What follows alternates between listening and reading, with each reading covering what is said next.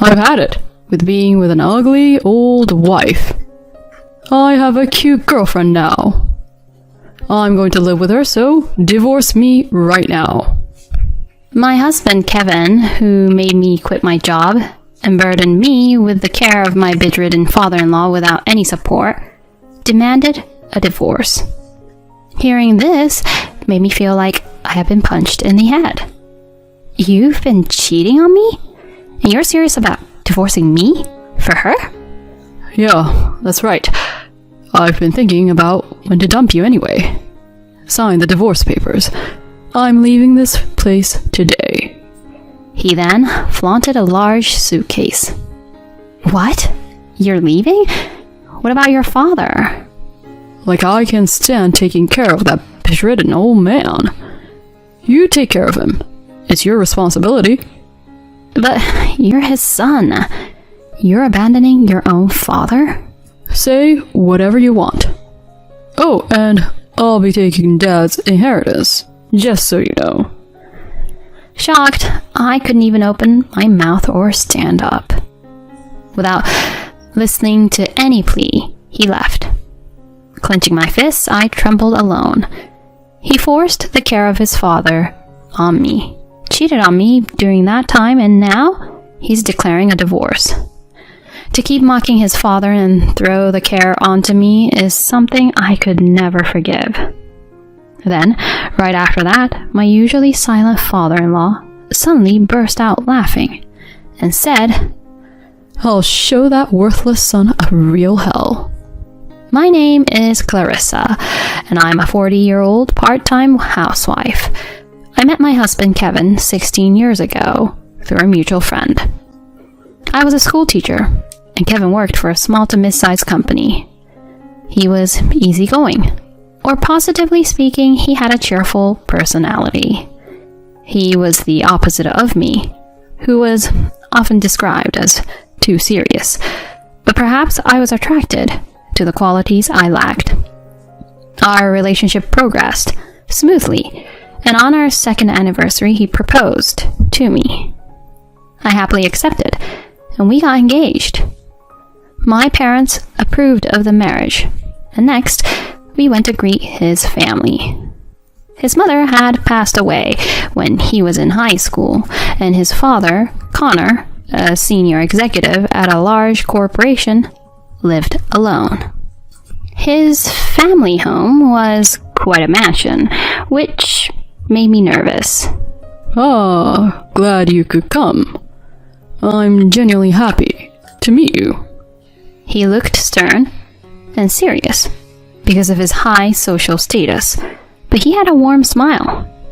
He was consistently kind to me, and, of course, approved of our marriage. Clarissa, are you sure about marrying this foolish son of mine? I care deeply for Kevin.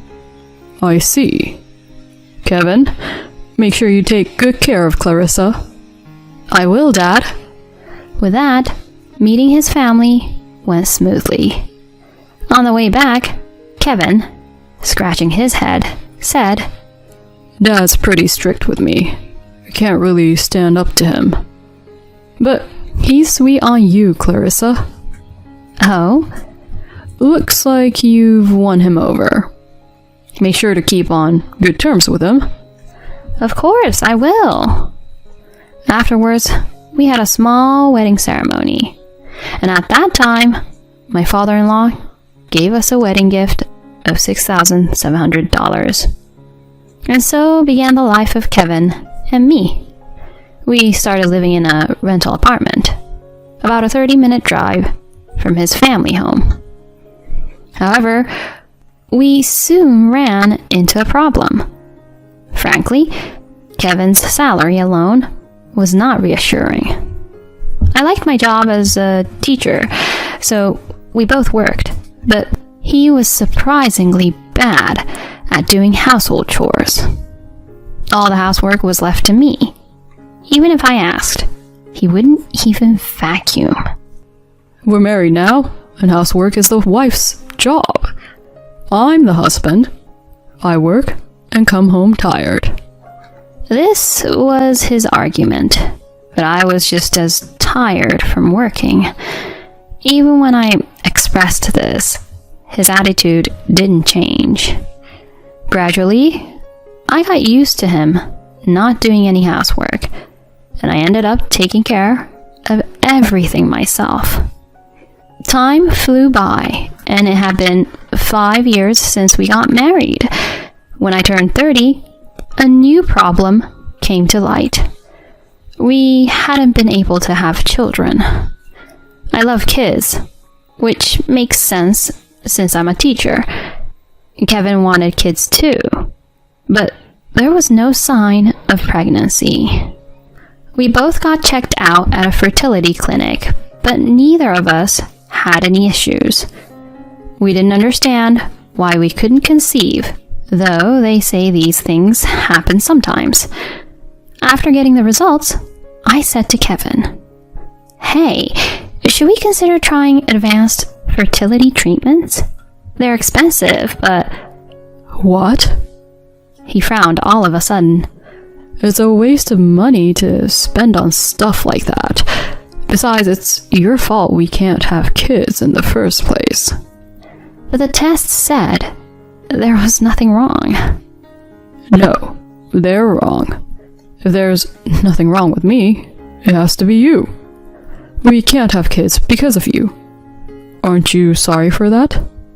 He kept blaming me for our inability to conceive. He continued to say things like, "Apologize to me for not being able to have kids."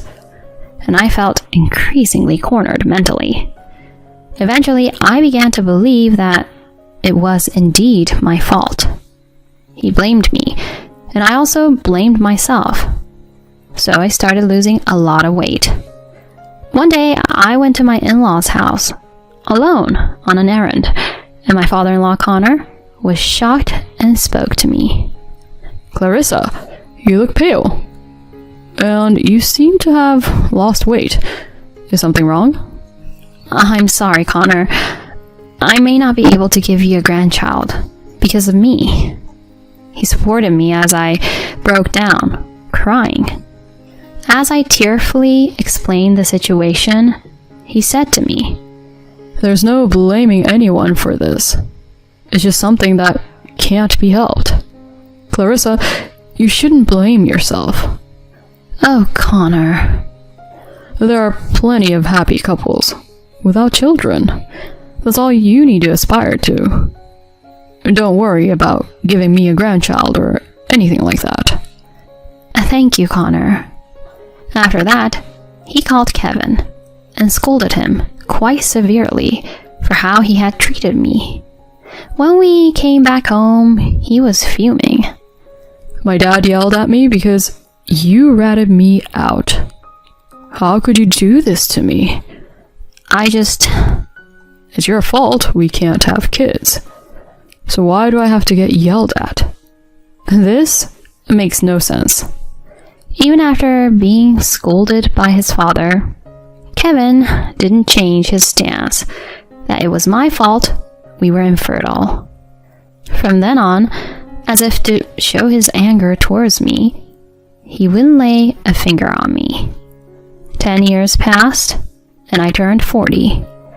Since there was no intimacy, having children was out of the question, and I had long given up on pregnancy.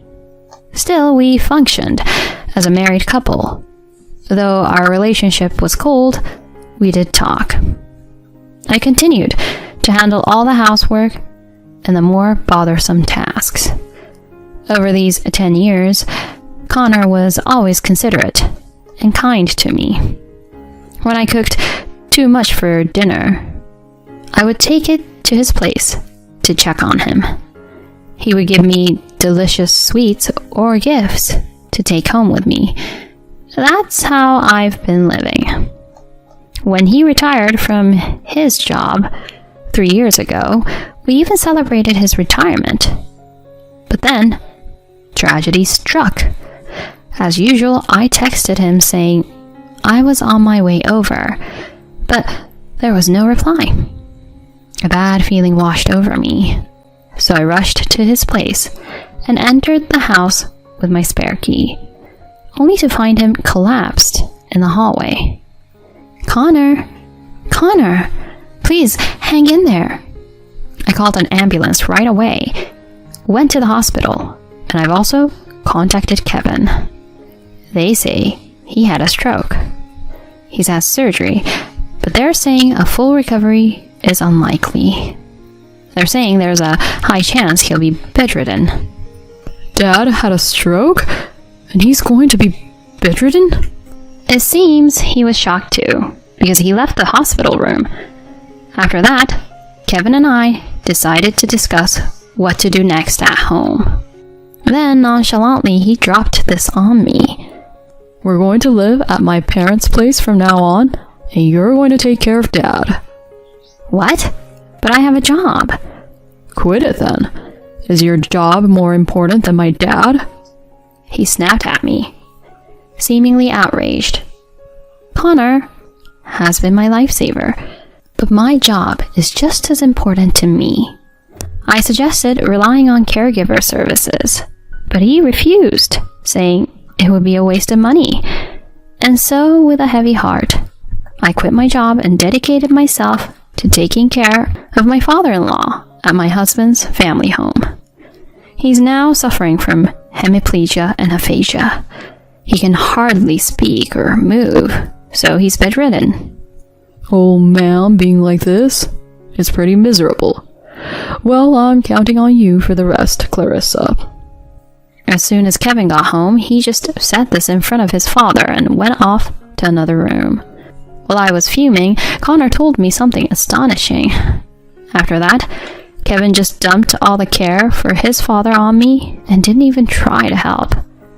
Not only that, but he began coming home later and later and was hardly ever home. I struggled with the unfamiliar task of caring for him for several months. It was about 8 months after Connor had the stroke. Kevin came home late again that day. "Ah, you're home." Kevin, possibly drunk, walked into his father's room and started saying this to me. Your plain face is quite a sight, not even wearing a bit of makeup again today. You're failing as a woman. The reason I don't wear makeup is because I sweat from caregiving and also to keep it off Connor. And yet, he has the nerve to say that. As I was about to retort, he continued. But I won't have to see this plain face after today. Here, sign this. He unexpectedly shoved divorce papers in my face. As I stood there shocked, he went on. I'm sick of being with a plain, barren wife who can't even put on makeup. I've got a cute girlfriend now. I'm going to live with her, so hurry up and sign. Hearing this felt like a blow to the head. You've been cheating on me? And you're serious about divorcing me for her? Yeah, that's right. I've been thinking about when to dump you anyway. Sign the divorce papers. I'm leaving this place today. He then flaunted a large suitcase. What? You're leaving? What about your father? Like I can stand taking care of that bedridden old man. You take care of him. It's your responsibility. But you're his son. You're abandoning your own father? Say whatever you want. Oh, and I'll be taking Dad's inheritance, just so you know. As I stood there, speechless and unable to stand, he added, as if he remembered something. Oh, I'll be taking this too. It's no use to a bedridden man, right? Before I knew it, he had Connor's credit card in his hand. He left without listening to me as I tried to stop him. I stood there alone, shaking with clenched fists. I couldn't forgive him for pushing the caregiving onto me, cheating, and then asking for a divorce out of the blue. He kept mocking Connor, dumped the care on me, and just expected me to handle it. I couldn't let this slide. He needed to be punished for this. Yet I had already quit my job and I wasn't financially equipped. Even though I was desperate, I couldn't leave my kind father-in-law. While I felt hopeless, Connor, who had been silent until now, suddenly burst into laughter. I'm going to show that worthless son of mine what hell is. He sat up abruptly and perched on the bed. Actually, he had been making progress in his rehab, and his aphasia and physical condition had improved to the point where he could get up on his own. One day, he shared something shocking with me. Even if I continue rehab and get better, I want you to let Kevin think I'm still bedridden. Could he have anticipated the situation? As I stood there, astonished, he continued. Just as I thought. That guy turned out to be a real piece of work. Thank you for putting up with everything until now, Clarissa. Connor. Let me handle things from here on out, okay? First off, the next day, when I went to ask about Kevin at his company, they simply said he had quit. I tried reaching out to places he might go and to our friends and acquaintances, but he was nowhere to be found.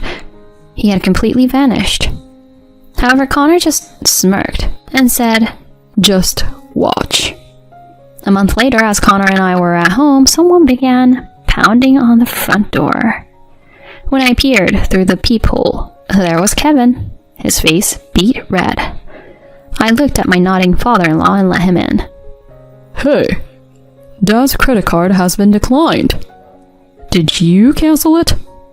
As he started yelling in the entryway, I silently headed toward the living room. Wait, what do you think you're... What the... Kevin, who had followed me, was stunned to see his father sitting on the sofa. Dad? Why? Weren't you supposed to be bedridden? It's been a while, Kevin. Take a seat over there. As Connor spoke calmly, Kevin sat down on the sofa, trembling. I stood next to Connor with a stern expression. I was the one who canceled the credit card. Why should I let you use my money? Dad, it's not like that. Connor ignored him and looked at me. I spoke in a quiet voice. I'm going to go after you for infidelity. I want alimony. What? Alimony? What are you talking about? Remember? You confessed to cheating before, right? It's only fair to ask for alimony. He stammered, but he eventually blurted out. I never cheated. There's no proof. I silently slammed several photos onto the table. They showed him entering a hotel with a young woman and kissing her. What the hell is this? Your father had a detective investigate. A detective? You shouldn't have been able to find me. I was in the next state. Then Connor said with a look of disbelief. If you look at the credit card statements, it's easy to figure out where you are. You always use the same hotels. You're truly a fool. Oh. His face went pale, but he quickly tried to regain his composure. This happened after we got divorced. It doesn't prove I cheated during our marriage. Excuse me? We're not divorced yet. When I showed him the divorce papers that hadn't changed since that day, Kevin grew even paler. You haven't filed them yet? Of course not. You think you can just disappear without discussing money and leave everything to me? But... As he hung his head, Connor spoke in a stern voice. It looks like you've racked up some debt, haven't you? You were probably counting on my estate to bail you out. What? How did you even... But Dad, I'm the only one who can inherit your estate, so what's the big deal? Watching him, my father-in-law just scoffed. I've decided to give my estate to Clarissa while I'm still alive. You will be excluded from the inheritance. You won't get a thing. It seems you were banking on me dying soon, but you miscalculated. What? I'm being excluded from the inheritance? Despite Kevin's pleas to reconsider, Connor was serious. Realizing this, Kevin turned to me, begging. Clarissa, I messed up big time. I'll break it off with the other woman. Let's start over. And you haven't filed the divorce papers yet, right? This will work perfectly. In response to his desperate plea, I raised my voice and told him straight. As if I'd ever start over with you. We're getting a divorce. I'm going to demand my share of the property, so pay up and get lost. No. I threw him out of the house as he hung his head low. Later on, my divorce from Kevin was finalized. I managed to receive half of our joint savings without a hitch. With no inheritance from his father, Kevin was quickly dumped by his mistress. Now estranged from Connor as well, he's apparently rolling into a shabby apartment, chased by debt collectors. Hearing about his misfortune, all I can think is, serves him right. As for me, after receiving the gift from my father-in-law, I was introduced to a tutoring school run by one of his acquaintances. I began working there as a teacher. As for Connor, he moved into a slightly smaller house, hired a caregiver, and is living a comfortable life. His health has greatly improved, and we sometimes have lunch together. I'm grateful to him and want to keep moving forward, lighting up my life with positivity. After decades of marriage, I found out my husband was having an affair. The other woman was much younger than me, just 20 years old. When I confronted him, he coldly said, Please divorce me for her. I'll give you custody of the kids. I was so shocked, I couldn't find the words. And to make matters worse, he had gotten his mistress pregnant. I told my daughters about the situation, and I decided to go along with a suggestion they made. Just you wait. I'll have my revenge in time. My name is Natasha, and I'm 47 years old. I married Kevin, who's the same age as me, when we were both 25. And in the blink of an eye, 20 years have passed. We have 3 daughters. The oldest is in college, and the other 2 are in high school. They're not quite independent yet, but they're old enough to take care of themselves. With the girls needing less attention, I was able to throw myself into work, which I love. I've worked for a major corporation since before I was married, and earn more than my husband. Plus, the house we live in was given to me by my parents, so we have no mortgage and can live comfortably. With our daughters grown up, my husband and I had more time for each other. One evening, while having a beer together, he excitedly suggested, Hey, Natasha, the kids are getting older. How about we take a trip? Just the 2 of us, for old time's sake. Really? I can't remember the last time we went on a trip together. You're always taking care of me, and we both work hard. A little luxury won't hurt. That's true. The kids are old enough to handle things on their own now. Maybe we should leave the housework to them? Yeah, that sounds good. Now that it's settled, I need to coordinate our time off. Where would you like to go? A spa would be nice and relaxing. A spa, huh? That does sound nice, he replied, starting to plan the trip with a happy look on his face. Seeing him so happy, like a kid, made me smile too. Whenever I found the time, whether at work or on my commute, I started checking out travel sites. We began to narrow down our destination, and I had already told our daughters about the trip. Him suggesting the trip made me very happy. A month after we talked about the trip, on a day when we were supposed to finalize the plans, I waited for him to come home. He's usually home by the time I get back, but not that day. Even when I got home, he wasn't there, and the girls didn't know where he was either. He usually calls if he's going to be late, so I started to worry something had happened. If there was still no contact after midnight, I decided to call him. As I was thinking this, he finally came home after 11 p.m. "Welcome back. I was worried. You were so late," I said as I hurried to greet him, but he had a somber look on his face. "What's wrong? Something happened at work?" I asked him, and slowly he began to speak. "Natasha, I have something to tell you." "What's the matter? You seem so serious." "I've been having an affair." "Come again?" "I said I'm seeing someone else. Another woman." I was in shock, unable to speak properly. "An affair? My husband?" While confused, I somehow managed to ask him, "What are you talking about? You having an affair?" "You know, don't you? It's been going on for a year." "A year?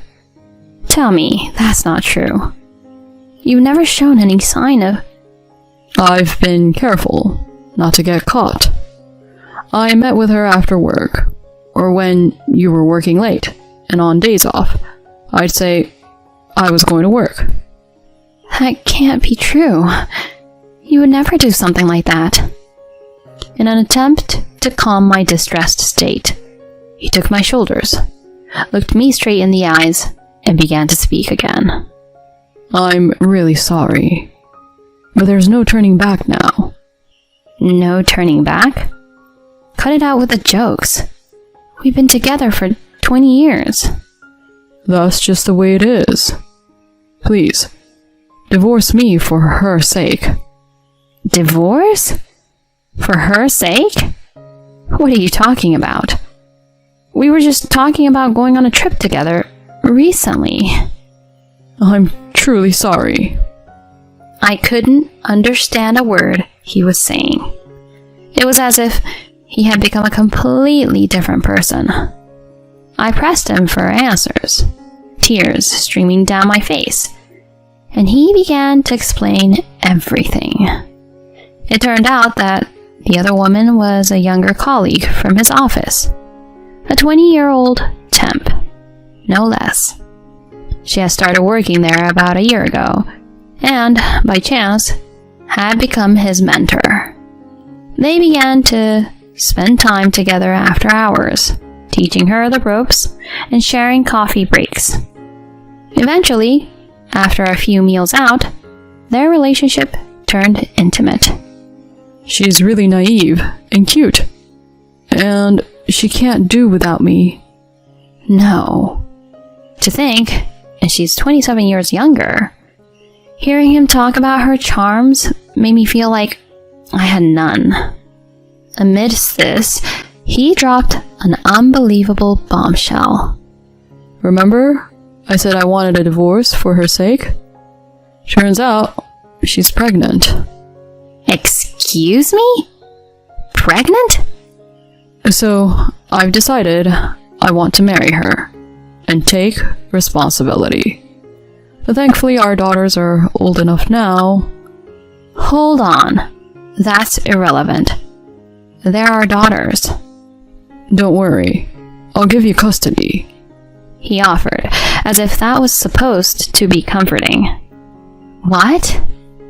I was dumbfounded, but he was grinning as we spoke about something so serious. Did he actually think that just handing over custody would make me agree?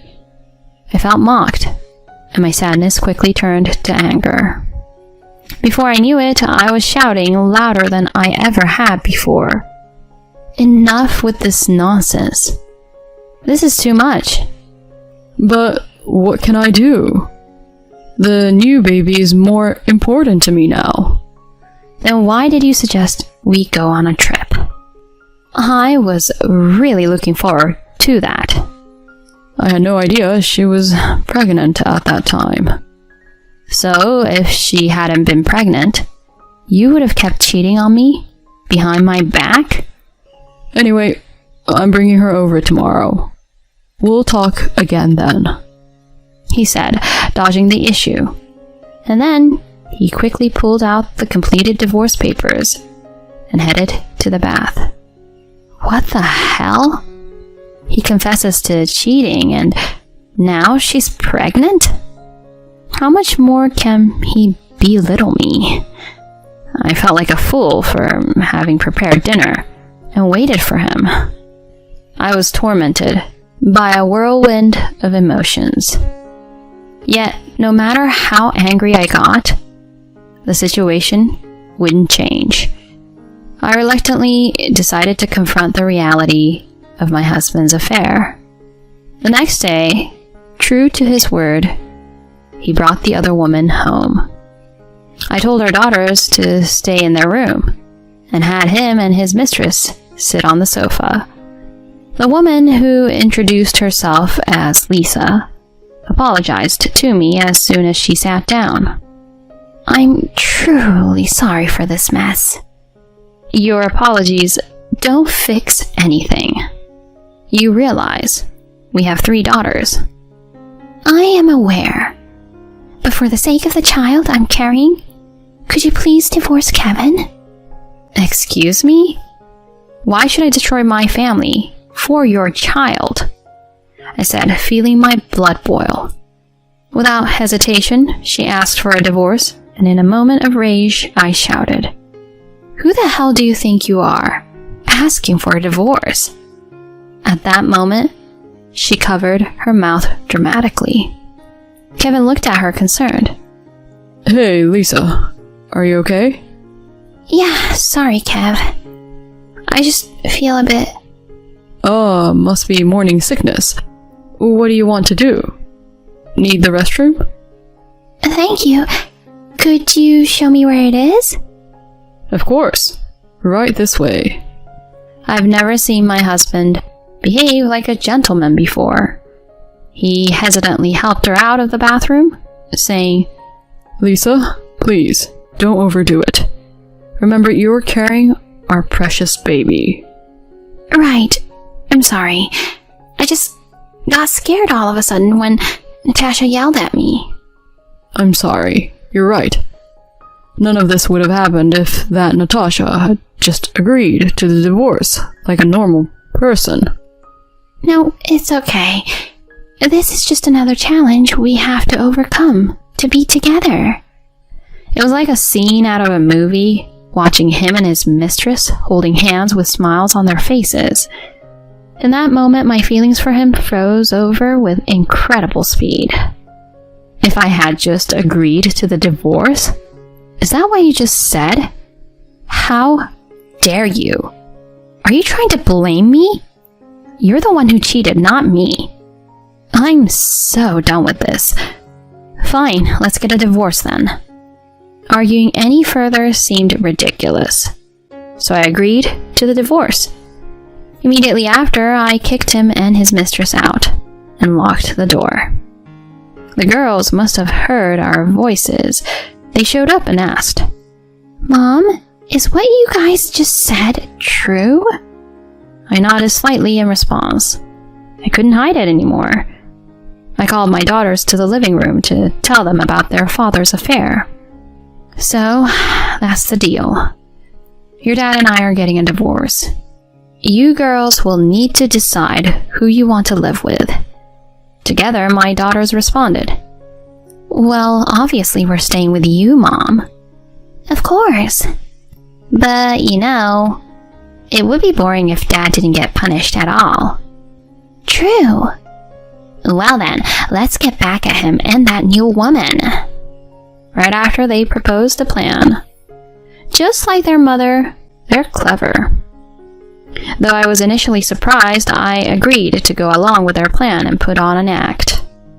A few days later, I contacted Kevin to talk about alimony and asked him to come over alone. When he arrived, I immediately started the discussion. After the divorce, I'll definitely be asking for alimony. Also, I want you to take custody of the kids. His eyes went wide as he said, What? Just then, the girls came in. Seeing them, he quickly tried to talk them into living with their mother, saying, Hey, you guys should live with your mom, right? Why would we? We're actually thinking of staying with you, Dad. It's our choice, and you have this stable income, right? Whoa, hold up. Your mom makes more money than me. Trying to persuade him, the girls brushed him off. It's okay. We just need our usual allowance. Yeah, as long as we 3 sisters are together, we're good. That's right. Actually, you should feel honored that we're even considering living with you, Dad. Well... He was confused, but he couldn't argue with the girls' wishes. Plus, he's always been weak when it comes to their pressure. He reluctantly agreed to take custody. Since he caused the divorce, there would be no child support from me. I would simply collect alimony from him and his mistress. The next day, I submitted the divorce papers. I got $50,000 from my husband and $30,000 from his mistress, all paid in one lump sum. The girls would stay at my place on the weekends, but live with their father and his mistress the rest of the time. They were living in the small apartment where his mistress used to live, undoubtedly a tight fit for 5 people. But all of this was part of the plan. Just you wait. You'll definitely regret betraying me and our daughters by cheating. 2 months later, just when I was starting to wander, my ex-husband and Lisa barged into my house, just as I expected. Hey, what's with those girls? I can't handle such spoiled girls. I'm at my limit. Both of them were red in the face and complaining at the top of their lungs. I responded calmly. Don't be rude. All 3 are my pride and joy. They're all good kids. Cut it out. How are they good kids? They're always complaining about wanting sushi or not getting enough allowance. Exactly. And why should we have to pay for their tuition and textbooks? That's not what we signed up for. Oh, come on. Of course you should. You 2 are their parents, after all. The house is too cramped to live in. A family of 5 in a small apartment with just a living room, dining room, and kitchen? I've never heard of such a thing. Right. That apartment was rented for me to live in alone. The neighbors complain nonstop, and the landlords already asked us to leave. Well, that's your own fault. Besides, the girls said they want to live with their dad, so what can you do? Well, They both looked bitter and were at a loss for words. After a silence, Kevin hung his head and said in a low voice, Please, take them back. What was that? I said take them back. We're going to have a baby soon. We can't properly raise a child if we have to keep listening to the girls' whims. What? Those girls are your kids too. Don't complain to me now. When did you become such a heartless person? You're the worst. Completely inconsiderate. Kevin and Lisa were livid and yelling. I let out a big sigh and retorted sarcastically. The worst and completely inconsiderate? You're talking about yourselves, right? Huh? Cheating on me, secretly having a child, and to top it off, asking for a divorce for your girlfriend. Who was it that betrayed us first, I wonder? Oh, that's all in the past now. Don't dig that up again. It seemed he still didn't understand how selfish he was being. He and his mistress were teaming up against me, but I didn't hold back. Cut it out. The past? Don't make it sound like it's already over. Do you have any idea how the girls and I felt? We were betrayed out of the blue, of course. There's damage. And yet, you keep saying whatever you want. I apologized for the affair, didn't I? Just take the girls back, please. Fine. The girls would be better off away from a jerk like you. But in exchange, you're going to pay child support. You have a responsibility as a father until all those girls are grown up and on their own. I can't cover that with just my salary. Like I care. Don't start making pathetic excuses now. If you weren't ready, you shouldn't have casually gotten your mistress pregnant. If you get the picture, then get out of here right now. And never show your face here again. He went pale and slumped to the ground. After hanging his head for a while, he muttered to Lisa that they should go home. At that moment, Lisa, who had been silent until then, slapped him hard across the face. Are you kidding me? You're telling me you have to pay alimony, you're in debt, and on top of that, child support? No way. What's the point of lying now? What are you talking about, Lisa? What lie? Are we going to raise our precious baby together? There is no baby. Her unexpected revelation brought time to a standstill. He stuttered in shock. No baby? We're not having a baby? The pregnancy was a lie. I just thought you had money, so I wanted to marry you. What are you saying, Lisa? Tell me you're joking. This house you bragged about is actually your wife's. I can't get the house, I'm being sued for alimony, and I'm stuck with these annoying girls. I've had enough. There's nothing good about being married to you. I want a divorce right now. Lisa, please. The ex-husband, with tears in his eyes, clung to her. Get off! Move, I'm leaving. She shook him off and briskly walked out of the house. My ex, who had just been dumped by his mistress like trash, apologized to me then and there. Please forgive me. Give me another chance to make things right. I was begged repeatedly, but of course I refused. I immediately kicked him out of the house and called my daughters back. Afterwards, I started the formal process of regaining custody of my daughters and demanded child support from Kevin. With his savings drained from paying alimony, the child support for 3 must have been quite a burden. Furthermore, employees at his company witnessed the quarrel with Lisa, and their relationship quickly became known, leading to the end of Lisa's contract work. He was relegated to an inconsequential position also. His salary was reduced, and he faced a tough life, even harsher than before, with child support payments waiting. He was left with nothing, struggling just to get by each month. Now I hear he's become quite gaunt from not being able to afford proper meals. When I told my daughters, they high-fived each other with big smiles. Our revenge was a resounding success, and we celebrated together, the 4 of us. Now, the life of us 4 women begins. I want to take responsibility as a parent and ensure my daughters grow up to be fine adults even without a father.